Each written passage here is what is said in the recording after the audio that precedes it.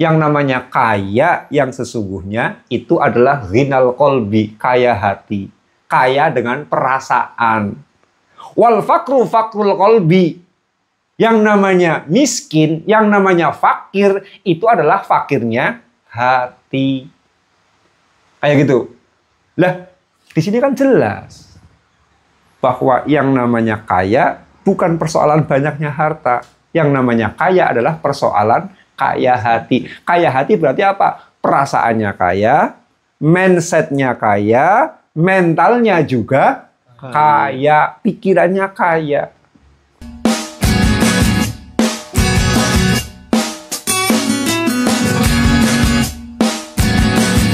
Assalamualaikum warahmatullahi wabarakatuh. Waalaikumsalam warahmatullahi wabarakatuh. Alhamdulillah, ya, salam jumpa. Kita ketemu di sini di channel Muhammad Nurul Banan. Kesempatan ini saya akan bicara uang deras itu adalah perasaan dan pikiranmu.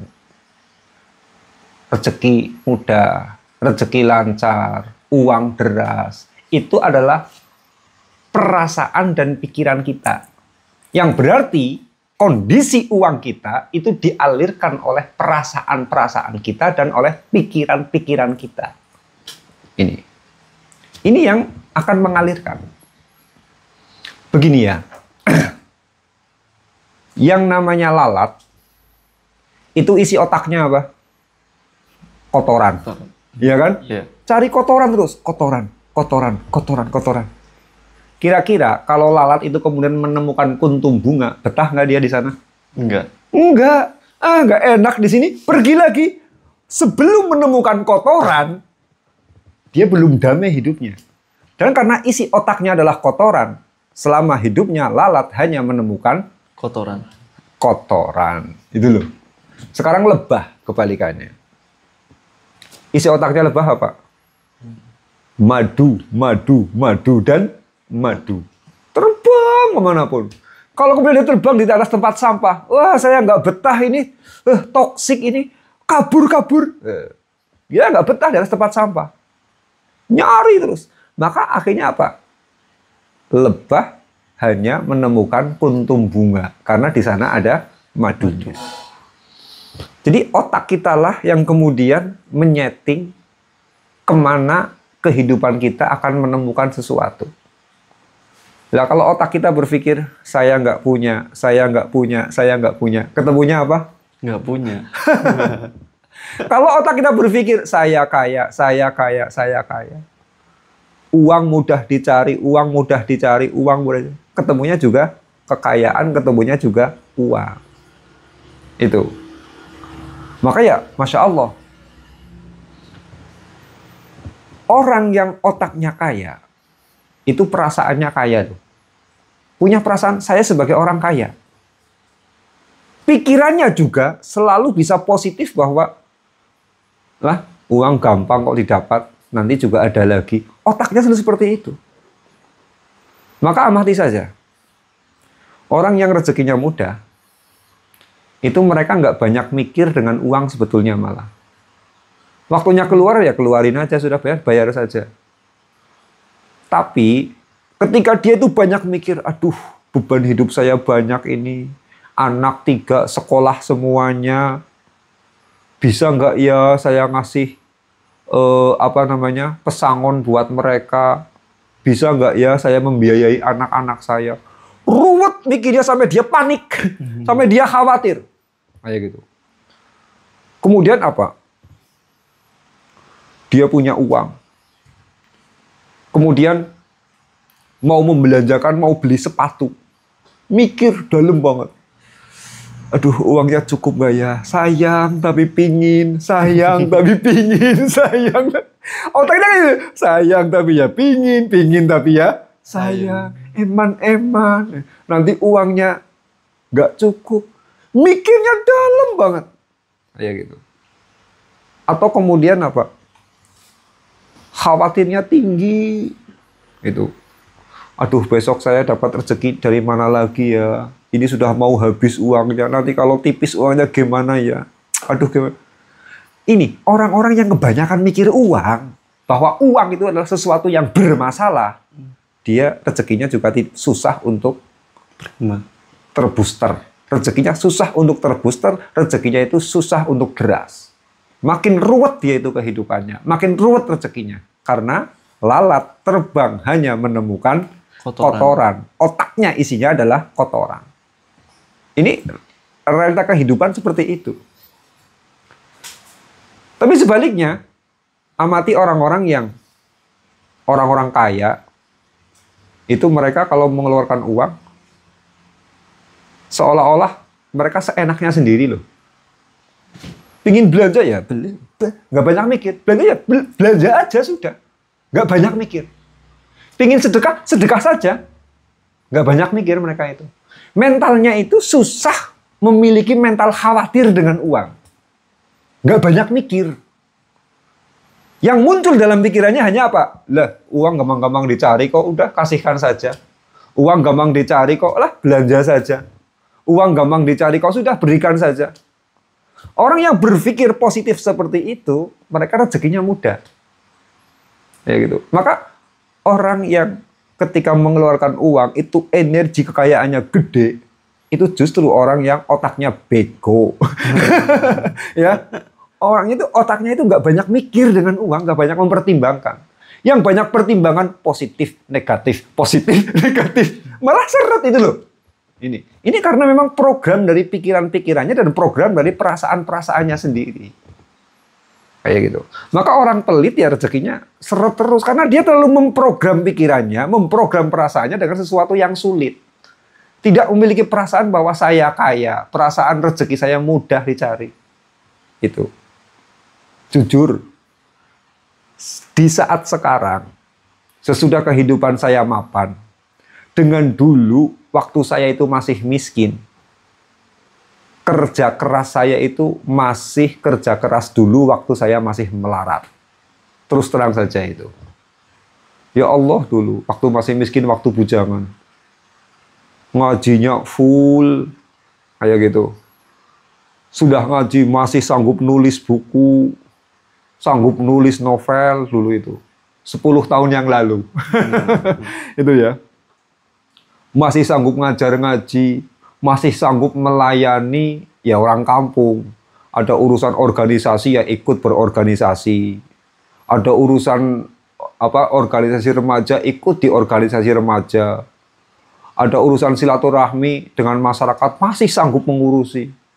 Kerja saya full dulu itu. Tapi dulu saya nggak punya uang. Sekarang malah nyantai. Banyak tidur kadang-kadang. Tapi rezekinya mudah sekarang. Karena mindset-mindsetnya itu sudah bergeser sangat jauh sekali. Dulu saya itu termasuk orang yang bertanggung jawab dengan hidup saya sendiri. Artinya kayak gini, saya nggak pernah royal itu nggak pernah. Di pondok pesantren, apa saya berani beli sarung? Nggak berani beli sarung. Apa saya berani beli rokok enak? Nggak berani. Itu. Saya belinya itu di waktu di pesantren, beli rokok, itu rokok yang 1000 dapat 3 batang pada waktu itu. Masih ingat saya itu rokok langganan saya. Bentul sejati. 1 batang 1000, 3 batang 1000 perak. Itu. 1000 dapat 3 dulu, tapi sekarang nggak tahu saya. Saya berani ngerokok yang agak enak kayak di Samsu, kayak gitu. Atau gudang garam filter Surya 16 yang enak-enak. Itu kalau cuma malam Jumat. Buat merilekkan badan saja. Beli sarung, apalagi beli sarung mahal. Beli sarung biasa, untuk beli saja saya itu enggak sanggup. Ini bukan berarti saya orang soleh, itu bukan. Tapi apa? Perasaan di dalam hati saya adalah seperti lalat itu. Mencari kotoran. Perasaan di batin saya adalah saya orang tidak punya, maka saya nggak usah beli sarung. Jangan beli sarung, kamu orang nggak punya. Jangan beli rokok enak, kamu orang nggak punya. Kayak gitu. Bahkan sampai saya menikah, otak saya yang kayak lalat itu masih saja di otak itu masih ada kayak gitu. Sampai sering saya ceritakan, saking saya merasa bahwa saya orang nggak punya. Waktu itu saya membuka usaha laundry. pingin bikin plakat tulisan laundry di pinggir jalan raya. Itu loh. Kan butuh besi kan? Iya. Sebagai tiang itu kan butuh besi. Saya nggak berani beli loh. Mengusahakan apa? Mencari di gudang pondok pesantren. Disambung-sambung, kemudian ya Allah, saking merasa saya miskin, saya orang nggak punya, sehingga mau membeli besi untuk tiang plakat saja nggak ada keberanian sama sekali. Jadi pikiran saya punya perasaan saya orang nggak punya. Iya, kelihatannya soleh, kelihatannya nggak royal, kelihatannya nggak foya-foya, tapi pemicunya adalah rasa tidak punya itu. Bahkan beli handphone. Waktu itu saya masih bujangan, saya terlambat dari teman-teman yang lain. Teman-teman yang lain itu sudah punya handphone, saya belum beli handphone. Bukan karena saya itu orang soleh yang kemudian menjaga diri dari apa? Hal-hal yang tidak berguna. Bukan itu. Tapi perasaan, iya saya nggak mampu beli, saya nggak punya uang. Perasaannya itu. Yang terjadi betul, saya sudah kerja keras. Masya Allah, rezeki seret. Itu. Seret rezeki saya itu waktu itu. Kan? Lah, sesudah kemudian saya mengalami perubahan mental. Ya. Mengalami revolusi ya, revolusi kesadaran dalam pikiran saya, itu sebenarnya saya akhirnya berganti perlahan-lahan. Itu. Akhirnya berganti satu-satu itu. Lah kadang kan ada juga orang yang berpikir bahwa ketika kita membiayai sesuatu itu adalah hal yang berat. Itu. Nyekolahin anak berat biayanya. Pikirannya kayak gitu kan? Mau beli baju berat katanya. Mau beli motor berat katanya. Mau beli Pertamax turbo berat katanya. Akhirnya pilih Pertamax. Ternyata malah isinya Pertalit. Nah ini loh, otak yang berpikir pada segala sesuatu dirasa sebagai sesuatu yang berat, beban biaya hidup dirasa sebagai sesuatu yang berat, ini loh yang ketemu adalah kehidupannya akan selalu berat untuk menggotong biaya-biaya hidup. Rezekinya berat untuk menggotong segala kebutuhan hidup. Karena otaknya sudah berpikir seperti itu. Ini. Jadi kita harus berpikir terbalik sebetulnya. Kita harus melakukan revolusi kesadaran. Gitu. Dan sekarang saya merasa bahwa saya kerja keras nggak seperti dulu lagi. Apalagi melewati usia 40 tahun. Terlalu capek, sudah mulai masuk angin. Tidur terlalu malam, mulai masuk angin. Kayak gitu loh. Ceramah terlalu banyak, mulai radang tenggorokan. Kayak gitu. Ini ketika sudah melampaui usia-usia 40 tahun, kerja sudah nggak bisa begitu aktif, nggak bisa begitu keras. Itu. Tapi malah justru rezeki saya sekarang lebih baik di saat ini.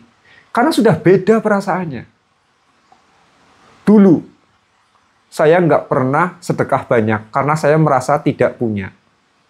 Merasa bahwa yang namanya belanja itu adalah sesuatu yang berat. Itu loh. Sekarang saya ganti malah. Ketika saya beli barang mahal, perasaan yang muncul bangga. Wah, saya bisa beli barang mahal. Rasanya malah bangga di sini. Itu loh. Ya gitu. Ketika kemudian saya menanggung beban-beban berat, dulu saya merasa lemah. Sekarang kebalikannya, saya merasa saya pasti bisa. Saya pasti bisa. Jadi ada rasa percaya diri bahwa nanti rezekinya juga ada, nanti mudah rezekinya. Kayak gitu loh. Jadi berganti nih perasaannya. Dulu ketika saya itu kemudian mau naik kereta api saja, pilih yang ekonomi. Kayak gitu loh. Karena saya merasa nggak punya. Ya sudah, dia naiknya ekonomi, rezekinya semakin seret. Karena itu perasaannya. Sekarang ganti. Naik eksekutif. Wah, di sini muncul, wah saya kaya kok naiknya eksekutif, kereta api eksekutif. Atau ngantri di Pertamax atau Pertamax turbo. Begitu melihat orang yang ngantri di deretan Pertalit, orang miskin lu. Perasaannya ganti di sini. Saya kaya. Itu loh. Ternyata itu yang terjadi. Bahkan kadang saya itu melakukan uji coba, melakukan eksperimen-eksperimen dengan menantang sesuatu yang saya belum mampu melakukan. Dengar ada kereta api luksuri. Kayak gitu. Begitu saya ke Jakarta atau saya Surabaya, cobalah sekali-kali saya naik kereta api luksuri. Padahal tarifnya sama dengan pesawat. Itu ya, harganya sama. Saya coba sengaja untuk mencicipi, melatih mental saya supaya kemudian saya merasa kaya dengan apa yang saya bayarkan, apa yang saya tanggung. Jadi beda sekali perasaan-perasaannya di sini. Dulu sedekah gede, merasa hanya orang kaya yang mampu melakukan, saya nggak mampu. Saya uji coba sendiri, saya sedekah banyak. Kemudian apa? Munculkan rasa kaya dalam hati saya. Saya kaya kok, saya bisa sedekah banyak. Nah, akhirnya karena perasaan-perasaan yang mendorong adalah perasaan-perasaan kaya, yang terjadi kemudian rezeki juga semakin meluber malah. Jadi ganti perasaannya itu loh. Persis seperti lalat, otaknya isi madu, seperti lebah, otaknya isi madu ya dia kemudian mendapatkan madu. Lalat otaknya isinya kotoran, dia juga mendapatkan kotoran. Ini. Karena ini orang dari miskin berubah menjadi kaya, yang berubah itu cuma apa? Perasaan dan mentalnya saja. Perasaan dan pikirannya saja.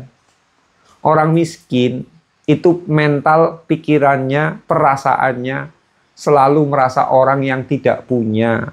Selalu merasa bahwa rezekinya itu susah. Selalu merasa bahwa saya adalah balung kere. Ini otaknya orang miskin.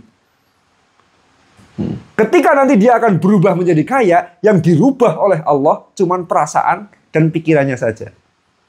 Perasaannya jadi perasaan, oh ternyata ya saya kaya. Oh duit saya banyak. Ganti perasaannya itu. Diganti oleh Allah seperti itu. Maka sederhana ya. Sederhana. Gampang apa enggak? Hei, saya ulang. Orang miskin menjadi orang kaya yang ganti hanya perasaannya. Gampang enggak ganti perasaan? Gampang. Gampang, betul. Kayak gini, perasaan kayak gini ya. Kamu sedang mencintai cewek. Katakanlah namanya Satiem. Ya. Kamu lagi suka sama cewek namanya Satiem.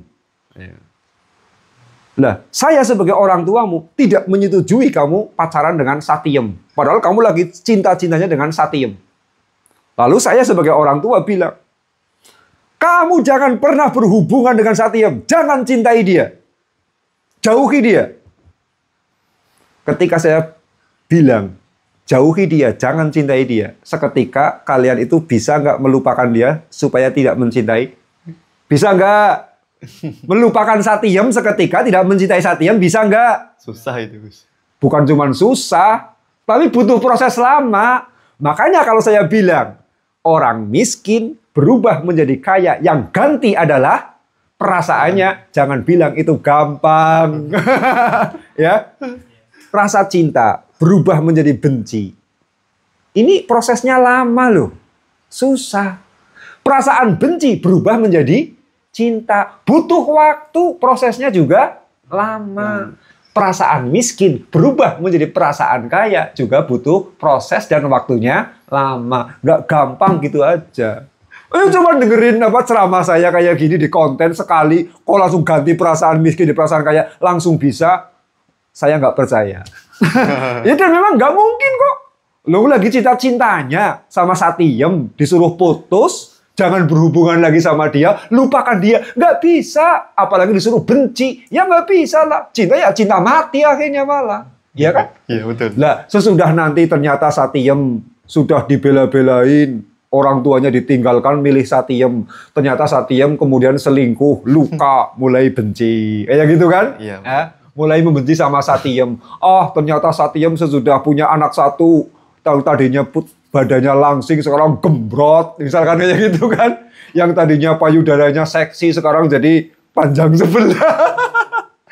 Lah, sesudah ada realita-realita yang menyakitkan, akhirnya hubungannya dengan Satyam tidak harmoni, baru kemudian kita bisa membenci Satyam. Yang tadinya cinta berubah menjadi benci.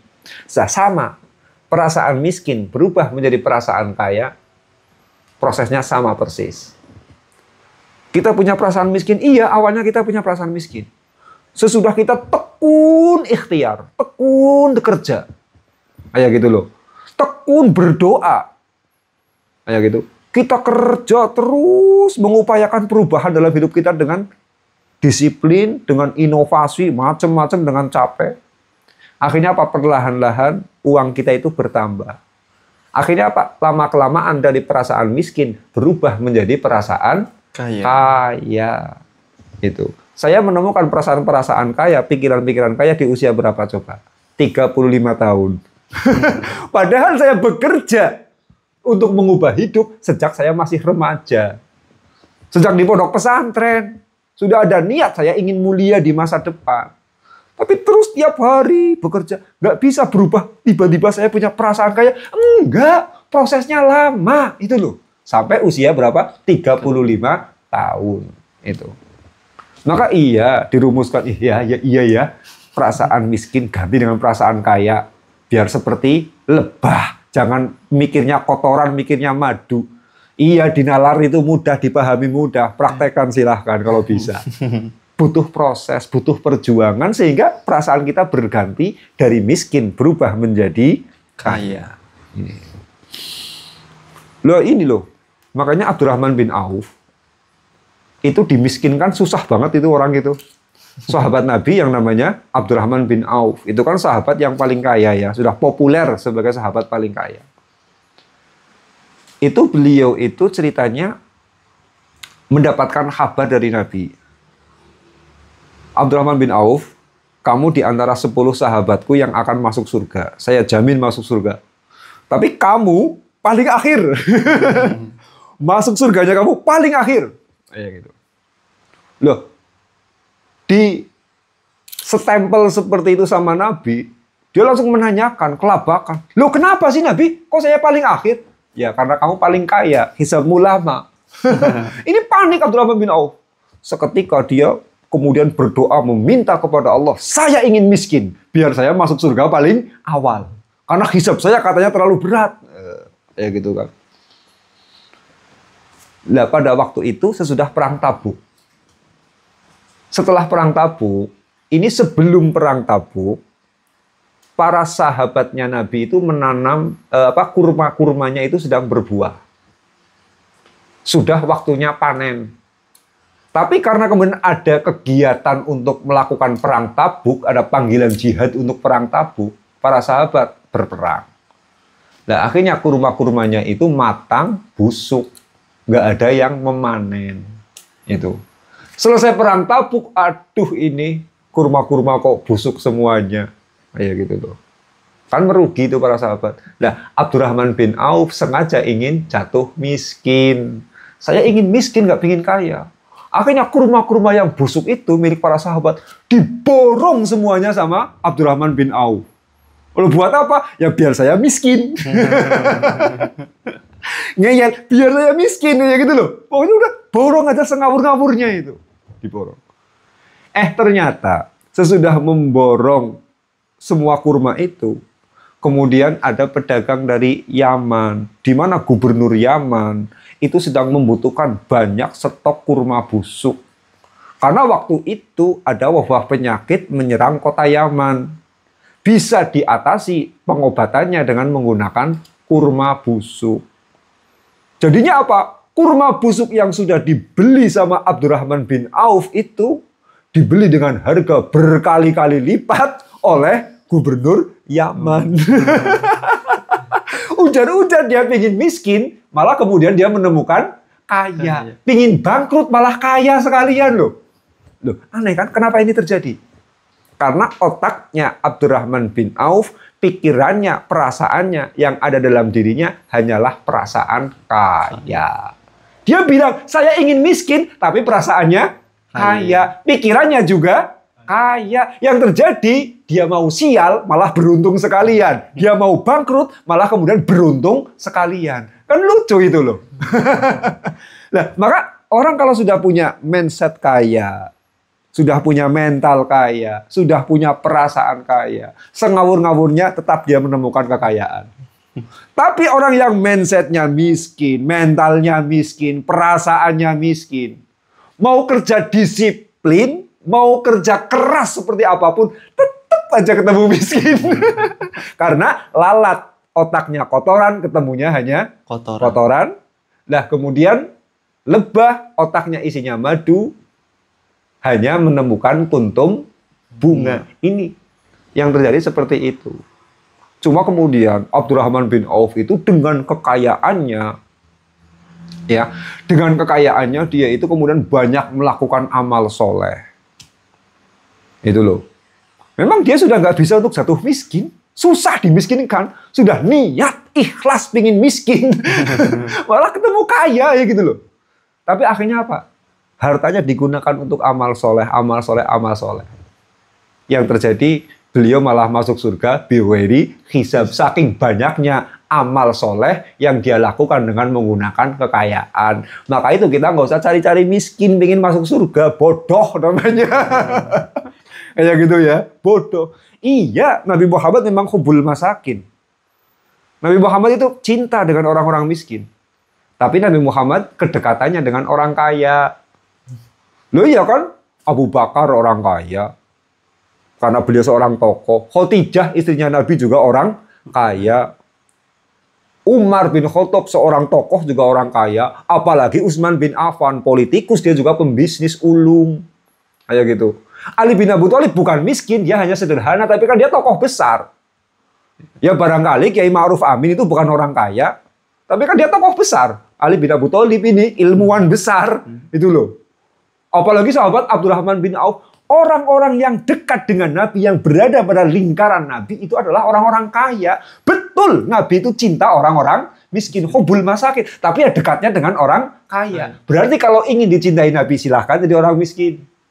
Kalau ingin dekat dengan Nabi, jadilah orang kaya. Kalau dekat sudah pasti dicintai. Paham? Jadi nggak usah mindsetnya rusak gara-gara cerita Abdurrahman bin Auf ingin jatuh miskin. Ya gitu loh. Ya, betul, Nabi hubul masakin. Dengan orang miskin sangat mencintai. Tapi dengan orang kaya, beliau malah sangat dekat. Dekatnya dengan, lah yang dijamin masuk surga itu 10 sahabat, orang kaya semua loh. Kalau bukan orang kaya, orang terhormat. Di antaranya adalah Abdurrahman bin Auf ini. Nah, ini loh. Jadi kaya itu adalah perasaan kita. Kaya itu adalah mental kita. Kaya itu adalah mindset kita sendiri. Makanya qala li Rasulullah sallallahu alaihi wasallam, ya Abu Dzarrin. Abu Dzar itu menyampaikan, sahabat Abu Dzar menyampaikan, Nabi itu bersabda sama beliau, ya Abu Dzarrin, hei Abu Dzar, ataro kasratul mali huwal ghina. Apakah kamu itu melihat bahwa harta banyak itu adalah kekayaan? Qultu na'am. Lalu Abu Dzar itu menjawab, iya. Berarti kekayaan adalah banyaknya harta. Wataro qillatul mali huwal faqru. Nabi melanjutkan, sekarang berarti kamu melihat bahwa yang namanya harta yang sedikit itu adalah kefakiran. Qultu na'am ya Rasulullah. Lalu Abu Dzar menjawab, iya betul. Orang kalau hartanya sedikit itu adalah orang fakir. Terus qala, Nabi bersabda lagi, innamal ghina ghinal qalbi wal faqru faqrul qalbi. Bukan itu. Yang namanya kaya yang sesungguhnya itu adalah ghinal qalbi, kaya hati. Kaya dengan perasaan. Wal faqru faqrul qalbi. Yang namanya miskin, yang namanya fakir, itu adalah fakirnya hati. Kayak gitu. Lah, di sini kan jelas bahwa yang namanya kaya bukan persoalan banyaknya harta. Yang namanya kaya adalah persoalan kaya hati. Kaya hati berarti apa? Perasaannya kaya, mindsetnya kaya, mentalnya juga kaya, pikirannya kaya. Yang namanya fakir seperti itu, mentalnya miskin, mentalnya kere, perasaannya miskin, perasaannya kere, otaknya juga otak miskin, otak kere. Itu loh. Nah, dari kemudian ghinal qalbi, kekayaan perasaan, kekayaan hati, kekayaan pikiran. Ini yang jadinya apa? Kita akan terbang seperti lebah. Otaknya isinya adalah madu, yang ditemukan adalah madu. Otaknya isinya kotoran, yang ditemukan adalah kotoran. Maka ini ya, kekayaan yang namanya uang deras, yang namanya kekayaan bukan persoalan banyaknya harta, bukan, tapi adalah persoalan perasaan kita, perasaan mental kita, pikiran kita. Kalau pikiran kita kaya, mental kita kaya, perasaan kita kaya, maka uang itu datang deras, nggak ketulungan. Karena kekayaan yang kita temukan itu adalah program-program dari diri kita sendiri, dari pikiran kita, dari mental kita, dan dari perasaan-perasaan kita. Paham ini ya? Oh, jangan ngomong, nggak penting kaya harta, yang penting kaya hati. Kayak gitu kan? Nggak penting punya uang, yang penting kaya hati. Bilang gitu, jangan sembarangan. Kalau ada orang ngomong, yang penting kaya hati, kaya harta itu nggak penting, kok dia rezekinya masih seret, utangnya banyak, anaknya sengsara, istrinya sengsara karena kurang nafkah, itu orang bohong loh. Itu bukan ghinal qalbi, bukan kekayaan hati, itu bukan. Orang yang hatinya kaya sudah pasti kemana-mana dia akan menemukan madu. Kemana-mana dia akan menemukan uang, kemana-mana dia itu akan menemukan kecukupan, menemukan rezeki deras. Itu cirinya. Jadi kalau kita ngomong uang nggak penting, yang penting adalah kaya hati, pastikan kita itu kemudian selalu kecukupan uang, kita selalu berlimpah uang. Itu saya baru percaya orang yang ghinal qalbi.